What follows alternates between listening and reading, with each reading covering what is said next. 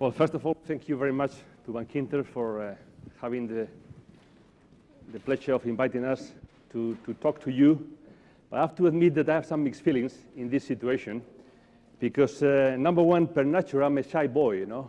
I'm a shy boy from the village called Bilbao, you know. And to be here with all you big brains and sharp intelligence, you know, from the world is a challenge for me, you know. But I couldn't refuse Monica Martinez's invitation to be with you. And in a way, he put it, or she put it very clear to me, you know. Well, Germán, I mean, Mondragón is one of the maybe more developed companies in China, Spanish-wise, so it's you or nobody, you know, so then it's me. You know, that's the that is the issue, you know, that is the issue to start with, you know. And Mondragón is a name of a place in the Basque country, the Basque region. All in all, my idea today is try to explain you in 30 minutes, which is to some extent a nearly impossible mission because we have a 50-year history, and out of them, 20 years we've been in China since the mid-80s, I would say, you know. So this impossible mission, I will try to do it in our way. As we say in MCC, impossible only takes us half an hour more. So I think it's just the exact time to fulfill my assignment, you know. First of all, I'm going to explain what is MCC, you know, who we are, how is our DNA. Because it's interesting for you to understand what is our DNA, to try to understand how did we do it in China and how we do it now in China. You know, that's the first aim, you know. Today I'm going to explain why China for MCC, why we decided close to 20 years now to be in China and to work with China. And then I'm going to explain what challenges we faced, how did we do it, you know, what key success factors I think that maybe help us to be where we are today, and then how do we react to these critical conditions, you know. And I will finish trying to give some words of how do we see China in the future, what is our vision, you know, and one advice from Nacho West also to give some advices of how do we see the recommendation for a small and medium enterprise in China, you know, which sometimes is difficult, you know, because when I see back to my career, I go back 10 years ago, you know, when I started in the China business or in Asia business at that time, you know, and after living there for 4 years, after trying to be updated with what's going on, you know, the more I get into China, as Leila likes me to say sometimes, you know, the less I understand in China. You know the famous sentence, you know, 1 week in China you write a book, 1 month you write an article, 1 year you don't write anything, you know. After 10 years, sometimes I have my misgivings, you know. Anyway, I will try to share with you as much as we know and try to get the hints and feedback from you, which is the purpose of this meeting, you know. So let's start of what is MCC, you know. MCC apparently is not big different with another corporation, you know. We are a big group with three different groups. Financial group, we have our own banking people, our financial and leasing companies, you know. We have our industrial group with 8 divisions: automotive, components, construction, industrial equipment, household goods, engineering and capital goods, machine tools, out of in total over 150 companies there. And retailing group, distribution group retailing, with Eroski as our landmark and flagship over there, with also over a few hundred hypermarkets, thousands supermarkets, you know. And also we have a whole base of research, training, and education centers, you know. We give big importance to R&D, to education, to training, so we try to combine all of this smartly to try to be competitive in the market, you know. So to this extent, we are not much different from the big groups, you know. In terms of big figures, you know, we are roughly an 11 billion euro group, 11 billion euro, you know. Around half of it is retailing, and more or less half of it is industrial group, you know. And then the banking investments are around 8 billion, you know. But in terms of personnel, we're close to 72,000 people. Now, I think we're over this year, you know. But so we are in Spain, I would say, one of the big 5, 6 groups in the Spanish scenario, you know, in this sense. But what makes us unique, you know, what makes us a different model is our genesis, our origin, you know. how did this old romantic story start, you know? And it started in a very funny way. Everything started with a priest, a Catholic priest, you know, which in the mid-50s, he had a vision. He had the vision of trying to fight against the inequality in the Spanish and Basque society, you know, and trying to put the workers in a position where they could lead their future. So all this started with this vision of Mr. Arimendarrieta, Jose Maria Arimendarrieta, who started creating school, a technical engineering school, and out of this school, the first promotion, 5 members of this first promotion in the school started with the first company in the mid-50s. Next year, we are 50 years. This is something different, you know, because in our belief, to some extent, money is not that important, you know. Our mission is to create wealth for our community and for society, and to distribute it in an equal way, you know. So we have some funny principles and values, you know, which in a way makes us unique, you know. The first of all is that we believe in cooperation. So our workers are shareholders who in a way own the company, and due to this situation, they participate in the management level, in the benefit level, and also in the ownership level. So we all share our destiny, and we try to drive it together, you know. That makes a big difference, you can understand, in terms of commitment, in terms of how people feel about the future, and in terms of how do we invest in the world, you know. Because they make the decision of investments. The General Assembly of Workers make the decision of opening a factory in Ningbo, or in Shanghai, or in Tianjin, as we have done in the last years, you know. They do it, you know. And also, social responsibility. In a way, we try to distribute wealth based on solidarity and trying to involve the community, you know. Innovation is also one of our principles, you know. So this makes things, as you can see, in a different way than the normal company, you know, and makes us, in a way, probably the leading company in the world in the cooperation movement, you know, which is, for us, you know, important role to try to expand our cause in the world, which is not easy, but we are working hard on it, you know. Our business model, in a way, as you can infer of my words, is quite different, you know, to a normal corporation. In a commercial corporation, authority comes from the head to the bottom, and decisions are taken upstairs, you know. In our model, corporate lies in the bottom, and up are the cops, the companies, the 250 companies who makes the decision, you know. So from the corporate level, what we can only do is to try to influence the decisions, you know, and try to help them to make the right ones in terms of strategy, in terms of internationalization, in terms of financial support, and in this kind of fields, you know. Another of our principles, which is important to understand our model, is that we share profits among the companies, you know. So when things are not going that well in one division, you know, that can be balanced with the share of profit of another division. And we do that in a very equal way, you know. So in that way, the whole group never goes rock up, rock down, you know. We keep on going. For 50 years, we keep on going and growing every year, but never rocket up or never bottom down, you know. We just keep on creating wealth, creating employment, which is our main aim, you know. Every year we create 2,000, 3,000 new employments, and that's what we are all about, you know. And that's how we play, you know. We have some funny principles. For example, our salary distribution in the group is from 1 to 8. So our I would say down worker makes 1, our president makes 8, you know. It used to be 1 to 3 when I started in the group 14 years ago. 1 to 3. Worker 1, the president 3.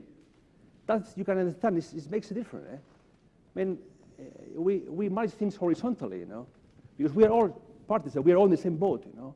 So there's no thinkers and doers. We all think together, and we all try to do together, you know.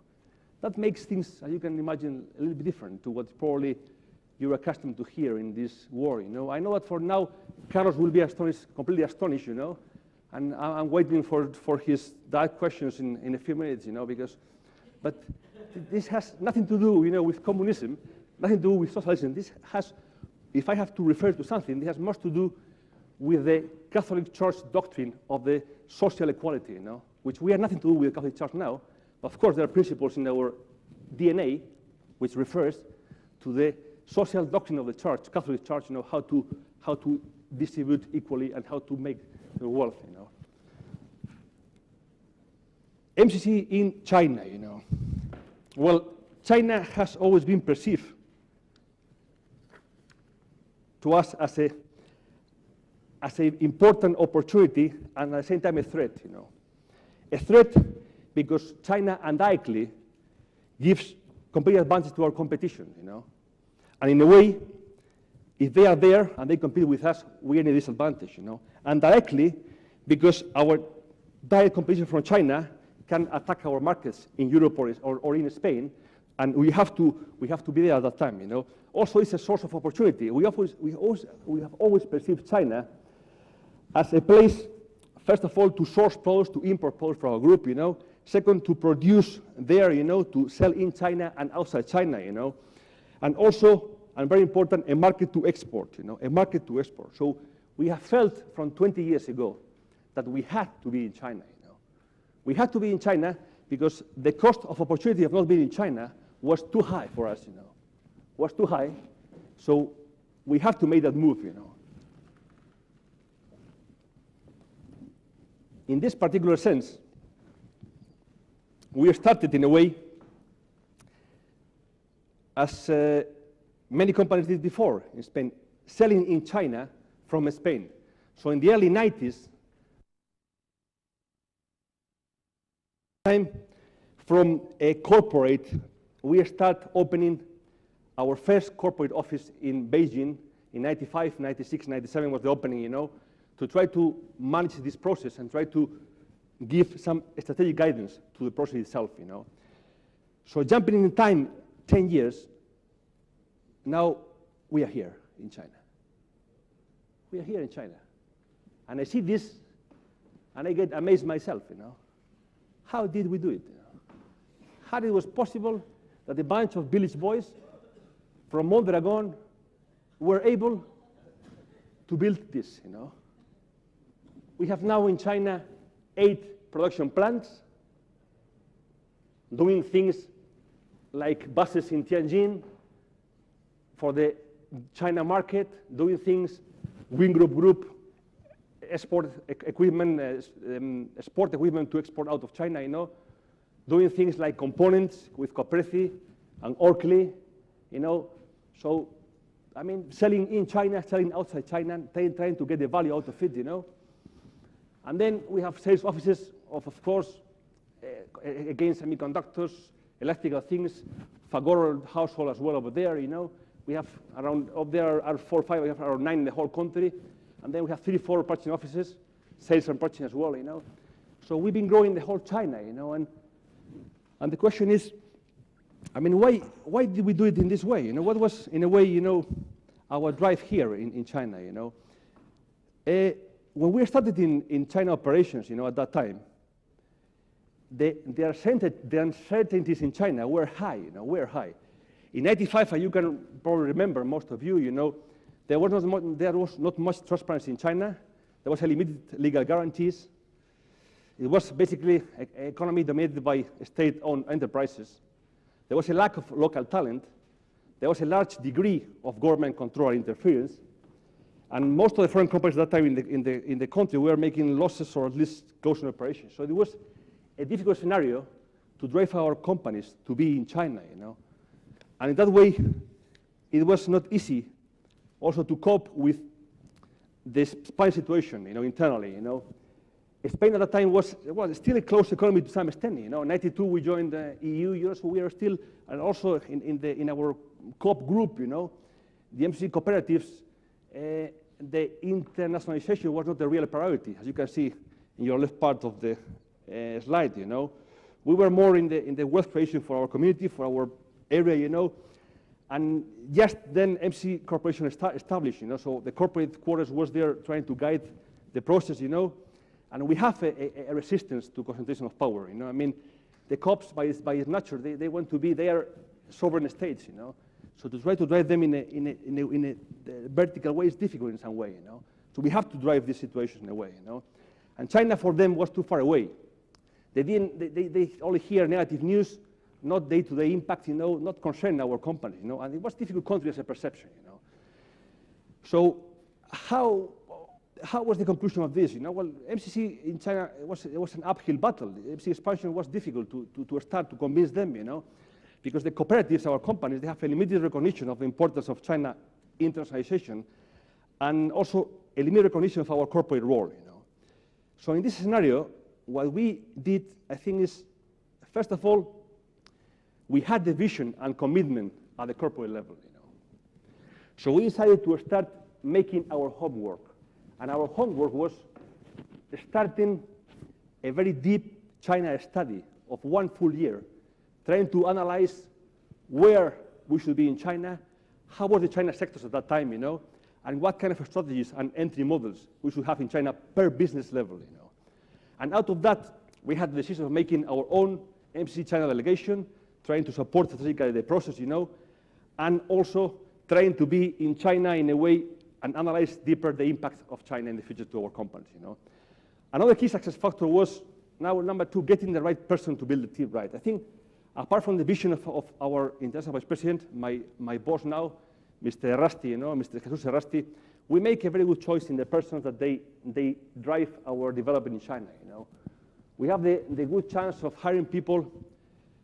At that time, they were starting their own company called China Consulting, which probably sounds familiar to you, And one of the president who is now, it was our first team to help and to build our own team in China. So we know we had the insights from China how to manage the things there, And at the same time, I would say that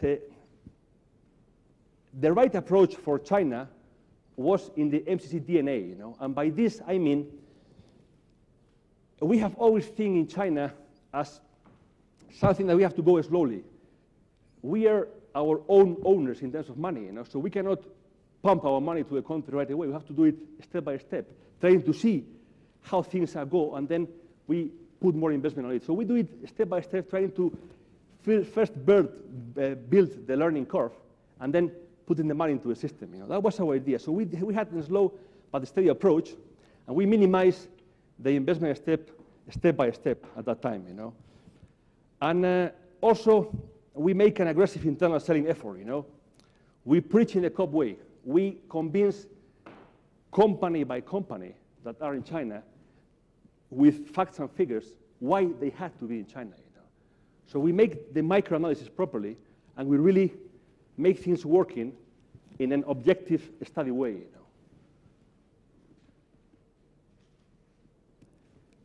In a way, before I go to this, let me explain you a little bit.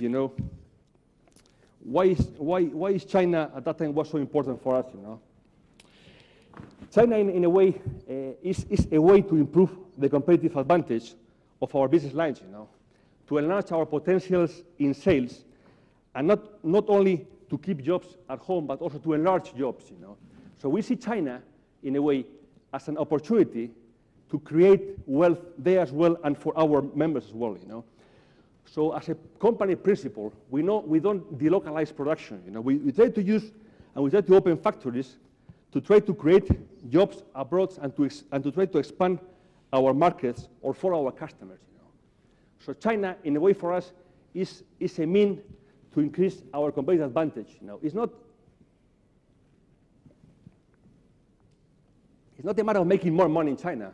It's a matter of trying to defend our position in the world, being in China, which makes a difference, makes a big difference, Because as I was telling you, it's the assembly who vote the China decision, And we see China as an immense market, with more and more consumers, with more sophisticated needs, of products, and in a way, millions of factories with growing needs of more complex industrial components and equipment, So we see China more than cheap labor.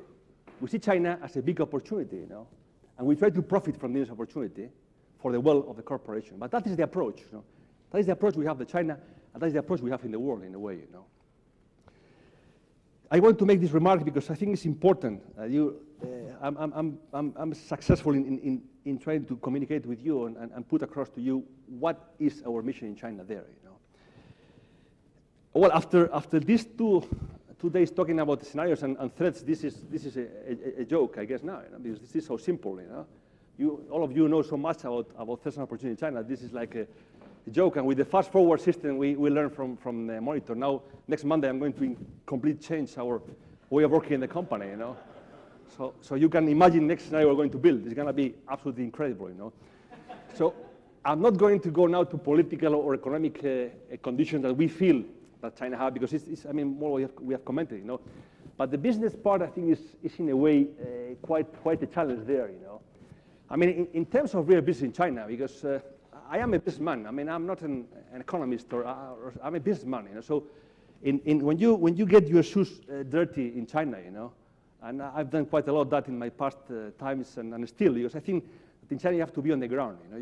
You cannot manage China from papers or from reports from the economists, you know. You have to get your hands dirty, and you have to wash your team in the eyes, you know, to try to understand what's going on in the country, you know, because it's changing so fast, this country, you know, that it's difficult to follow, you know. It's difficult to follow, you know. So you have to have the right antennas in China. You have to have the right team there, and you have to try to understand them with the eyesight, you know, which is difficult with Chinese teams and Indian teams in my time, you know.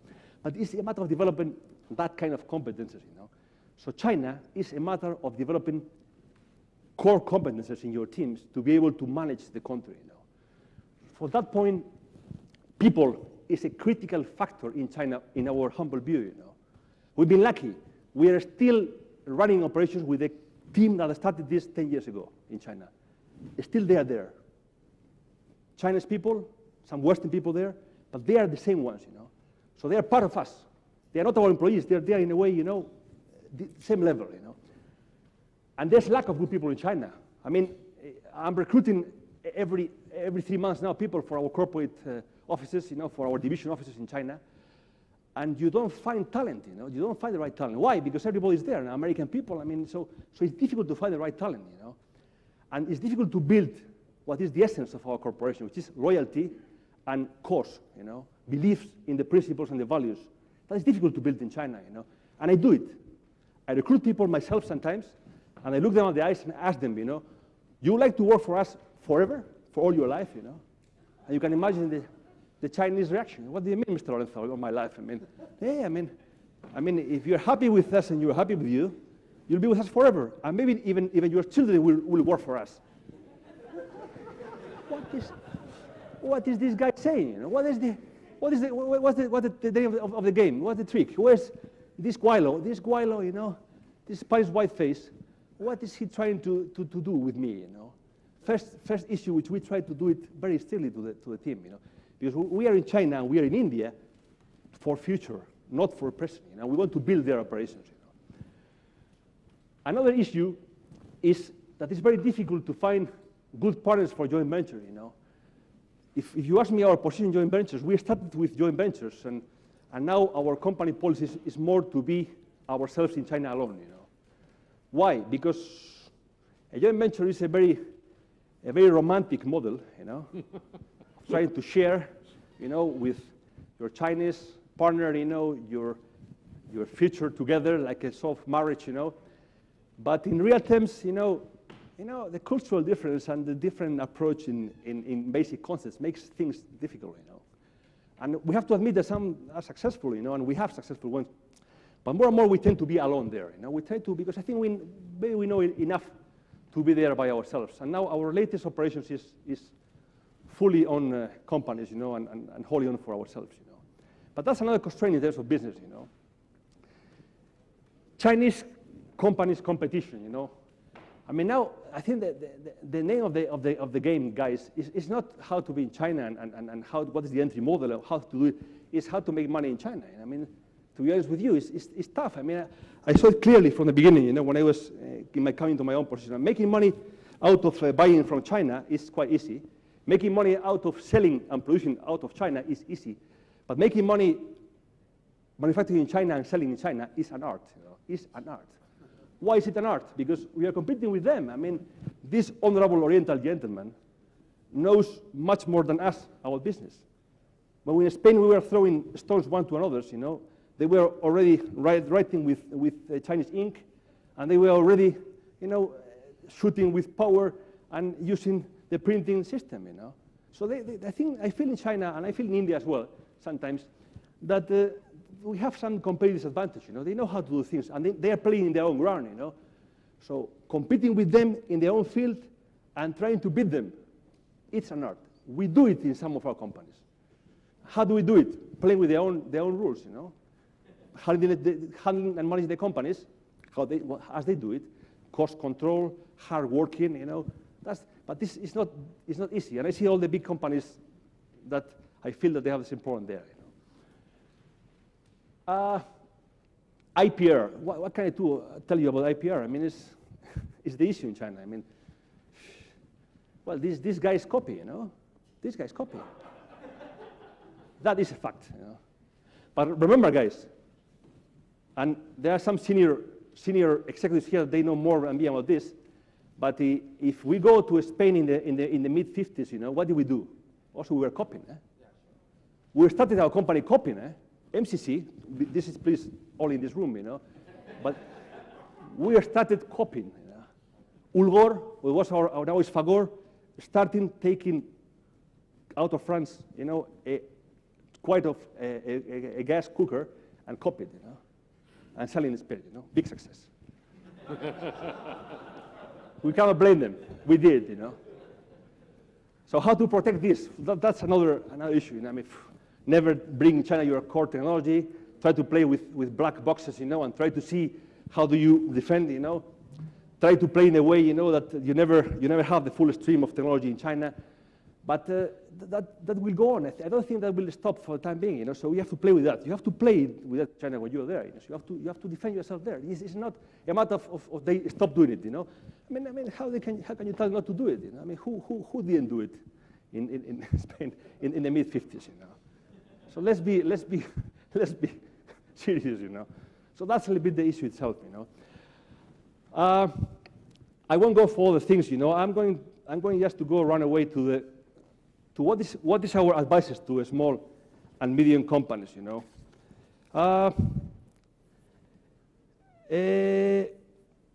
I would start saying that, first of all, China is not for everybody. Eh? I mean, now I feel that in Spain, there's a situation where if you're a top executive in this country, or you're a board member and you don't talk about China, it's like somebody tells you, hey, man, but you don't know what's going on. I mean, China is there. I mean, everybody's in China. Why are you doing that? You don't go to China, you know? So I feel that there's I would say, a bubble, you know, a China bubble, you know, that it could be dangerous in this country, you know? Because as I was saying before, not everybody should go to China, you know? First of all, you need size enough for the challenge, you know? You need the right people. You have to build the competences, the core competences in your team, you know, and that takes time, you know, that takes time. I mean, and at the same time, you have to move sometimes quickly in China, so that's a paradox, you know. They have to have the right financial critical size, which mainly 10, 20 million euros could be the right size. Well, we have smaller companies operating in China, but we have an umbrella, MCC, of course. So I mean, they know, we tell them what not to do, but what not to do. So then it's easy for them, but I mean, a lowly company in the middle of Extremadura in Spain, you know, trying to see clear they have to go to China. They have to analyze, you know. I mean, first of all, in China, they have to answer the right strategic questions, you know. Is China ready for me? Meaning, is the China market ready for my product, you know? What is the size? What is the trend development of the market there? Is it going to be a success or not? You have to get your homework done, you know.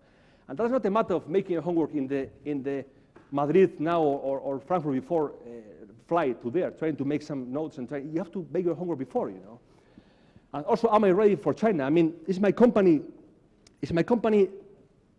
in a way capable of putting all the resources you need for China in terms of time, in terms of human resources, in terms of how people get tired in China in terms of management team and emotional assets, you know. People get burnt in China, so you have to put that into common, you know. And And it's not a matter of trying to reduce your resources assignment 50%, because if you reduce your assets 50%, you will get 100% of failure in China. So this is not a matter of mathematics. This is a matter of having the right commitment at the top level and long-term vision, you know, and also getting the right strategy for China, and that is a matter of doing it per company, you know, and per situation, you know. So you cannot extrapolate things, you know. You have to do your proper analysis per case and in the right way, in some extent, you know. Building the right team, we have already commented, you know, and the strategic fit between strategy and resources, you know. I mean, you cannot be, you know, very optimistic in China if you are going to put the right level of eggs in the basket to be there in the right time, you know. So that's a little bit how we see the small and medium enterprises approach to China, you know. And I would say, just to finish, you know, that, I mean, the famous sentence that you hear everywhere, is everything is possible in China, but nothing is easy. That is true, you know. That is true. And you have to take that in mind when you're seriously considering to go to China, you know. China is not a company, it's not a country for a prior industrial experience, you know. You have to really have before some experience in the world before you approach China, you know. And some Spanish companies, due to their size and due to their resources, they are just not capable probably, you know. So you have to take that into account, you know. And all in all, that is part of what I wanted to tell, but I think I have to be disciplined with the timing and with the organization, you know. So that's all, folks. Thank you very much, you know.